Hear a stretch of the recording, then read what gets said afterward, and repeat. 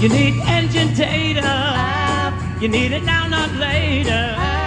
Keep application 2.0.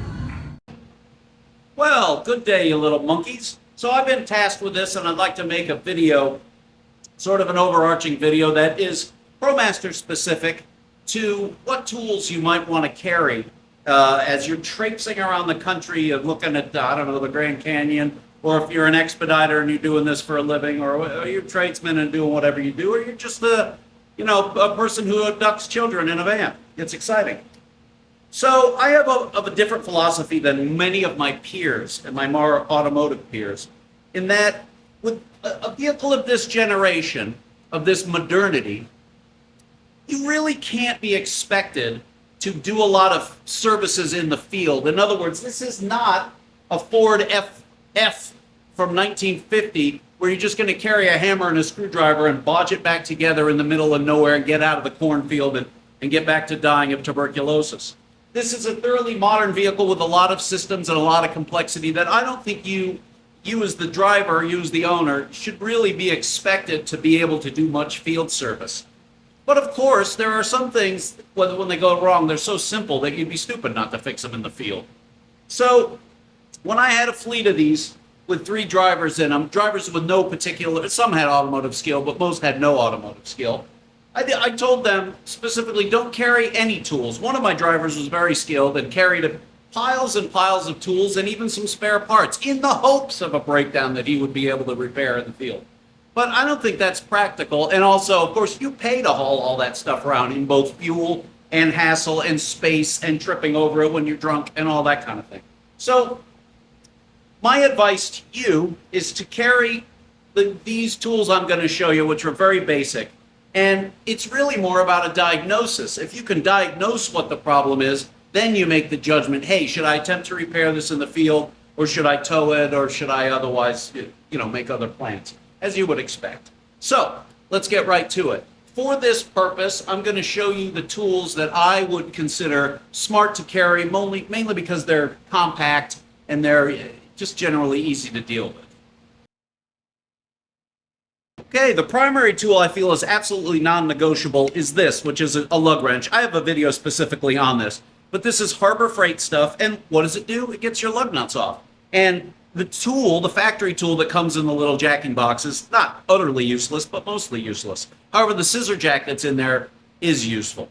Assuming you can get to your spare, and assuming you have a spare, there's nothing worse than being stuck on the side of the road with a perfectly good spare, but you can't get the damn lug nuts off. And the Promaster has a history of, it seems like the lugs tighten up over time. Obviously, it's a corrosion issue, and it's also they have too much torque on them to begin with. So what I recommend you do, and I'll show you what to buy, but this is, Pittsburgh Harbor Freight, and this is a 21 millimeter socket, and this is called a breaker bar, and this is going to have enough stones for you to jump up and down on and get your wheels off. I would also certainly recommend, sometime when you're not broken down, to take this out and see if you can get all 20 lug nuts loose and then put them back on. Forget about the torque spec. The important part is that you, however girthy you are and beefy and burly, can get the lug nuts off in your time of need.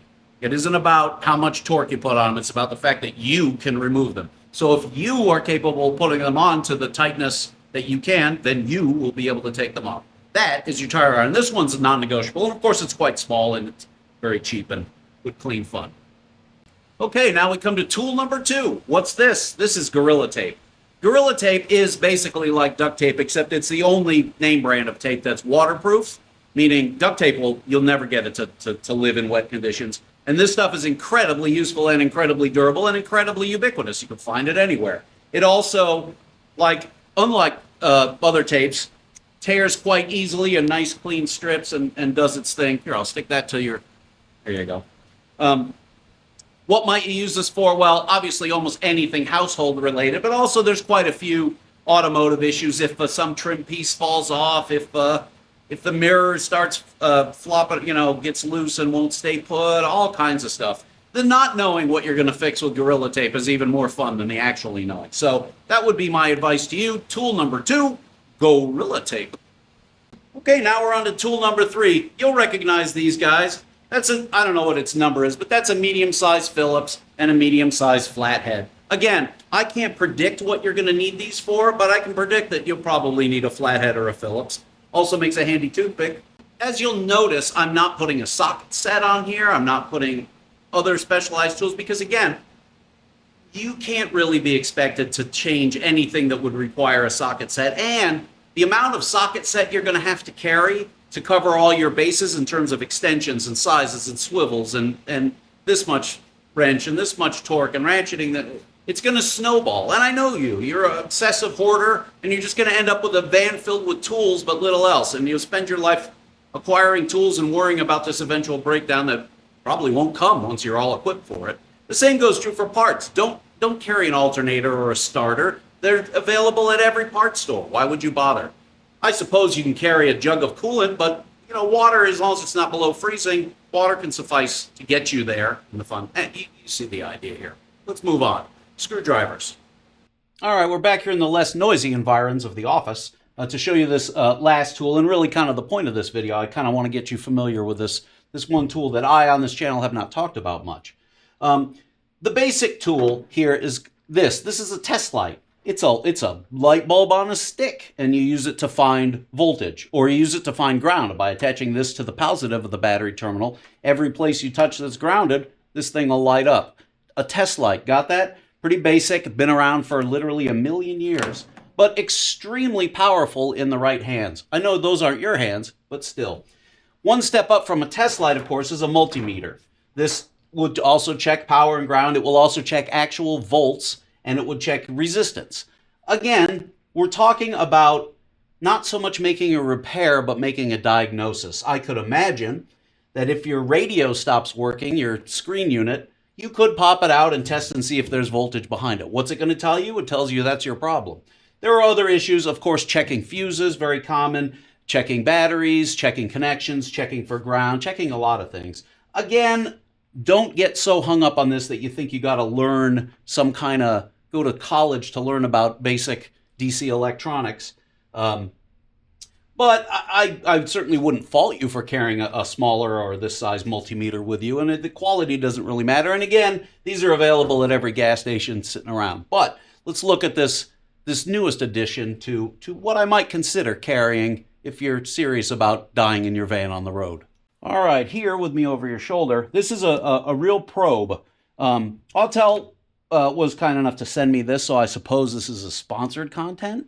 But this is a power probe, and I'm going to run you through how it works. And it's so small and so useful that it's kind of easy for me to recommend, whether or not you buy Autels or whatever you buy. There are many competitors. This one's, I kind of like it quite a bit. We're going to unbox it together. It's about 70 or 80 bucks, and you don't have to spend that much to get this functionality, but this one's nice. Comes in a blow molded case that'll keep your gravy off of it and so on. Looks to be a cigarette lighter adapter. Looks to be an instruction manual. Looks to be some jumper cables if you're testing a battery, but here's the guts of it. Oh, I see how this works. Oh, and an extension. Yeah, for probing fun. All right, kids, again, it's not my job to teach you everything that can possibly be done with a probe like this, but here's one thing you can do. Here I have it hooked up to a battery. The probe needs power, and that's why it has the cigarette lighter adapter if you're doing stuff inside, but otherwise you'd hook it to power and ground. It knows that you've got 12.3 volts on this battery, and it's gonna know that not there, and so on, and there's a lot of nuance. The rest of it is this. Here's a little ground. Here's our little tester, an LED light I use to substitute for the cab lights. You want to know if this works, right? Well, the probe has a button that will send power. Look at that. And it's also showing you the voltage. What if I want to know the resistance of this? How do you work this contraption? I believe you work it like that. Yes, resistance, open load, see, OL. And I happen to know that this bulb has 206 ohms. I could compare it to other bulbs. I could do all kinds of stuff. Max frequency. Oh, it's acting as an AC meter as well, and it's looking at waveforms and frequencies. That's pretty slick. Is this the fire button? No. This is the fire button. Yes. Yes. Anyway, you get the idea, right? Probably you don't. That's why it comes with this book. That's pretty exciting too.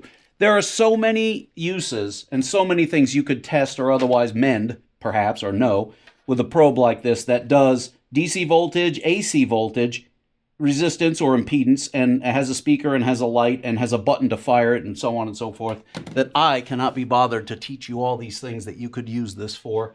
So what have we learned? We've learned all kinds of things. Tell them what you're going to tell them, and then tell them what you told them. I learned that in grammar school.